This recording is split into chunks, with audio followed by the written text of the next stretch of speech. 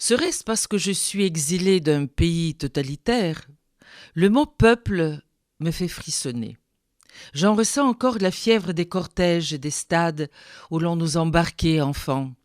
Je redoute l'étouffement par la pensée unique, imposée toujours en son nom, le peuple majuscule. Mon expérience me conduit à me méfier et à immanquablement l'interroger. Et je m'adosse à la culture européenne pour l'aborder ce peuple avec deux outils forgés eux aussi par l'histoire européenne que nous ne sommes pas assez fiers à célébrer. Ce sont les notions d'identité et celle de destin de la nation. Quelle identité, quelle nation? À l'encontre de ce culte de l'identité, au nom duquel les peuples et autres communautés modernes continuent de se livrer aujourd'hui des guerres libertrices et mortifères, la culture européenne ne cesse de dévoiler ce paradoxe, que je cite. Il existe une identité, la mienne, la nôtre, mais elle est infiniment constructible et déconstructible. Qui suis-je est une question dont la meilleure réponse n'est évidemment pas la certitude, mais je dirais l'amour du point d'interrogation. Je l'entends, cet amour du point de l'interrogation, déjà dans la parole du Dieu juif, Ayez Asher Ayez, reprise par Jésus. Une identité en somme sans définition qui renvoie le jeu à un irreprésentable, à un éternel retour sur son être même. Je suis celui qui suis.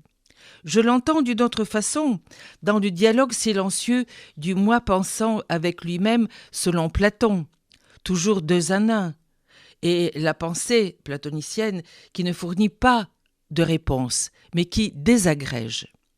Dans la Philia Politicae selon Aristote, qui annonce l'espace social et un projet politique en appelant à la mémoire singulière et à la biographie de chacun, pas de la masse. Dans le voyage aussi, dans le sens de saint Augustin, pour lequel il n'y a qu'une seule patrie, c'est précisément le voyage. In via, in patria, écrivait-il.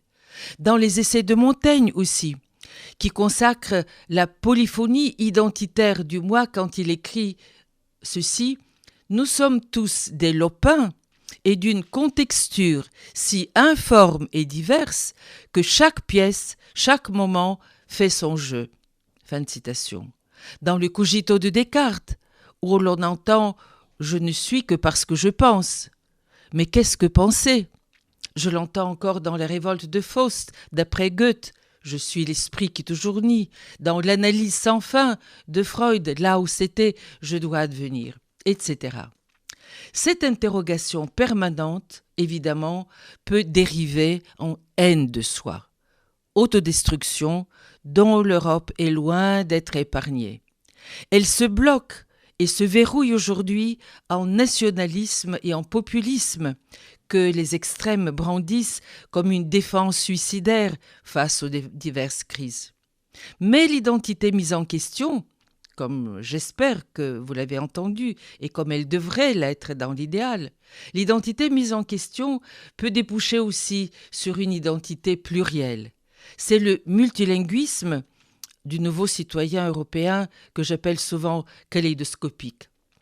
Le multilinguisme dont je parle est en train de devenir la langue des Européens.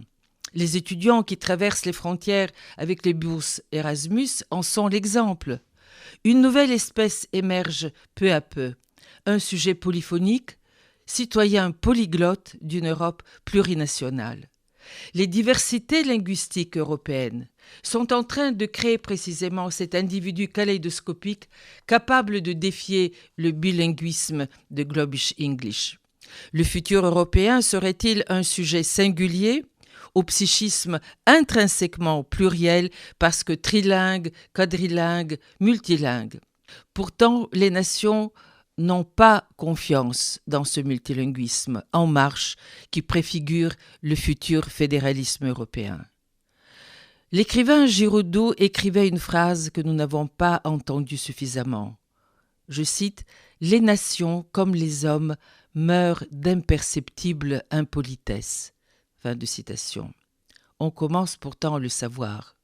Un universalisme mal compris et la culpabilité coloniale ont entraîné de nombreux acteurs politiques et idéologiques à commettre, sous couvert de cosmopolitisme, d'imperceptibles politesses à l'égard des nations et souvent même d'arrogants mépris. Autant d'attitudes qui contribuent à aggraver la dépression nationale avant de la jeter dans l'exaltation maniaque, nationaliste et xénophobe. Les nations européennes, déprimées comme les individus peuvent l'être, ont besoin de culture nationale fière d'elles-mêmes et valorisée. Et si cette valorisation des langues et des cultures nationales était le seul antidote contre le national-populisme, tout autant que contre cette autre banalité du mal qu'est la banalisation des esprits dans l'uniformité automatisée de l'hyperconnectivité de notre peuple globalisé. Voilà la question du jour.